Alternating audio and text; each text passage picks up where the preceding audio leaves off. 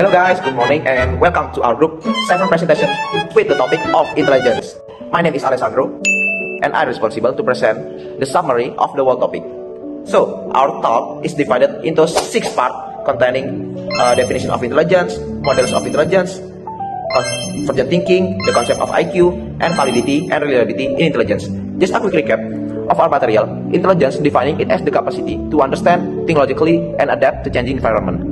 Intelligence is portrayed as multidimensional, encompassing linguistic, logical, mathematical, and interpersonal skill, among others. Various theories shape of our understanding of intelligence, including Spearman 2 factor, which highlight the interplay between general and specific. Abilities and Thurston model, which identify 7 distinct mental capacities. Sternberg's triadic theory expands this view by emphasizing the importance of conceptual, creative, and contextual intelligence, while Gardner multiple intelligence further broadens the scope to include areas like musical and bodily kinesthetic. Ability measuring intelligence has evolved through tools like the Binet-Simon and Webster scale, which emphasize reliability and validity in their assessment. These measurements are often applied in education and the workplace to identify potential and guide decision making. However, intelligence extends beyond convergent thinking, which focus on logical problem solving, to include creativity, which emphasize innovation and adaptability despite the authority of IQ tests. They have faced criticism for cultural biases and their limit scope in capturing environmental and emotional factor, understanding the need for a more holistic understanding of human intelligence. Okay, so let's move on to next topic with definition of intelligence, and it will be presented by Verina Marta. Okay, Verina, time is yours. Thank you, Sandro. Hi, my name is Verina Marta. I start with general information on intelligence. Intelligence is the capacity to understand new condition, think abstractly, work, control instinct, driven behavior, and grasp complex relationship. Some key points in the definition of intelligence are: first, intelligence is to some extent global. Second, intelligence is associated with the ability to think clearly. There are 4 key theories of intelligence. Number 1, two-factor theory by Charles Spearman. Charles Spearman divides intelligence into 2 main components, the general factor and specific factor. Number 2, primary mental abilities model by Thurston. Thurston identifying 7 independent factors of intelligence: verbal comprehension, numerical ability, spatial relations, perceptual speed, memory, inductive reasoning, word fluency. Number 3, Lewis Terman. He continued by needs in measuring intelligence using mental age. Lewis is known to have the concept of chronological age. Number 4, Sternberg. According to Sternberg, intelligence has 3 parts, so that his theory is known as triassical intelligence. The 3 parts consist of conceptual, creative, and conceptual. That's all I can explain. The next material will be presented by my friend, Rosie. This is your time. Thank you, Verina. My name is Rosie Datul. Today I will present on the topic of models of intelligence.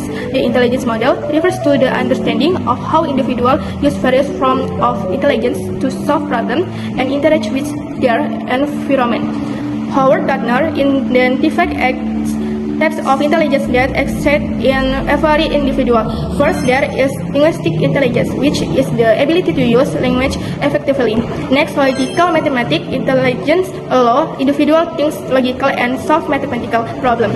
Another type is spatial intelligence, which informs the ability to understand and remember visual information. We also have bodily kinesthetic intelligence, which reflects the skillful use of one's body. Musical intelligence comes next, highlighting the ability to recognize and create sound patterns. Interpersonal intelligence, emphasizing understanding and interacting effectively with others, while intrapersonal intelligence focuses on self-awareness and regulating emotional. Lastly, naturalistic intelligence is the ability to recognize and classify elements of nature. These models highlight the diverse capability individual possess, emphasizing the intelligence encompass a wide range of talents. Now, let's move to the next topic presented by Antonius. Thank you, Rosidatu. I am Antonius Pengandurayan. I'm responsible to talk about convergent thinking. Convergent thinking is a cognitive process that involves logically analyzing problems to arrive at a single and correct solution. Convergent thinking is focused, structured, and commonly used in scenarios requiring problem solving and decision making. In convergent thinking, an individual applies their knowledge and rule, as well as principle in an effort to find the most appropriate answer. Someone who thinking confident always tries to solve problems that require the right answer. These are some activities that can help improve confident thinking skill divided by 3 phases. First phase is the toddler age. This phase starts at 1 to 5 years old. In this phase, toddler can do some puzzle game like children are asked to arrange puzzle pieces into a complete shape, such as a picture of an animal or a simple object. Then the second phase is the children age. This starts at 6 to 12 years old. In this phase, children can do some simple experiment by mixing paint color to produce new colors while explaining the concept of mixing colors. And the last phase is the teenager age. It starts in 13 to 18 years old. In this phase, it's good to have a small debate at home to discuss simple topics such as is it better to study at night or in the morning to practice the logical and analytical thinking. Through these activities, it can help individuals to improve their confident thinking skill. That's all I can say, so let's move to the next topic, which is intelligence scale that will be presented by Nilasari. Nilasari, the time is yours. Thank you, Anthony. My name is Nilasari Paramadawi. I'm responsible to present the intelligence scale. First, the Stanford Binet Intelligence Scale originated from the efforts of the English scientist Sir Francis Galton, 1822 to 1911, to objectively measure intelligence using biometric methods. However, he found that there was little correlation between psychological measurements and intelligence. Leo Sterman, a Stanford psychologist, translated and revised this text into the Stanford Binet Intelligence Scale and published it in the United States 1916. Lerman also conducted a longitudinal study showing that highly intelligent children tend to be more successful in life compared to children with normal abilities have better health and better mental adjustment. This result affirmed that intelligence has value for both individual and society. In addition, the Stanford Binet scale has the latest concept published in 1986. In this late revision, the concept of intelligence is divided into 4 types of reasoning. It's represented by several tests as follows. The first, verbal reasoning. Number 2, quantitative reasoning. The 3, abstract visual reasoning. The last, short-term reasoning. Number 2, the Wiesklar scale. A few years after the intelligence test was revised by Binet Simon, David Wiesklar developed an intelligence test specifically designed for use by adults. This test was published in 1939 and named the Wiesklar-Bellevue Intelligence Scale.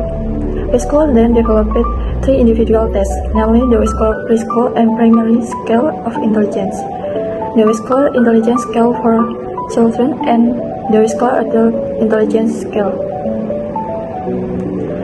Number 1, Wiesklar Preschool and Primary Scale of Intelligence. This scale is used to measure the intelligence of children aged 3 to 7 years and 3 months. The Wiesklar Preschool and Primary Scale subtests are as follows. Number 1, vocabulary. Number 2, image name. Number 3, block design. Number 4, object assembly. Number 5, information. Number 6, word reasoning. Number 7, understanding. Number 8, similarity. Number 9, matrix reasoning. Number 10, image concept. Number 11, symbol search. And the last, image completion. Number 2, the Wiesklar Intelligence Scale for Children has 2 types, namely the verbal scale and the performance scale. Number 3, the Wiesklar Adult Intelligence Scale consists of 11 subtests, which include the following. Number 1, information. Number 2, digit span. Number 3, vocabulary. Number 4, arithmetic. Number 5, comprehension. Number 6, similarity. Number 7, theory completion. Number 8, picture arrangement. Number 9, block design. Number 10, object assembly. And then digit symbol. Okay, let's to move on the topic, the concept of IQ by Afifa. Afifa, this is your time. Okay, thank you Rina Paramita. Hello, my name is Afifa Tunuma, and I will explain the concept of intelligence, quotient or IQ, which has significantly influenced psychology, education, and social context. First, EQ is a score derived from standardized test measuring human intelligence, introvert and individual cognitive ability compared to the praise. The formula for calculating EQ is EQ equal to mental age divided by chronological age times 100, where an EQ of 100 is considered average. The origin of EQ testing relates back to Alfred Binet and Peter Simon, who created the Binet-Simon scale in 1905 to identify student needing special help.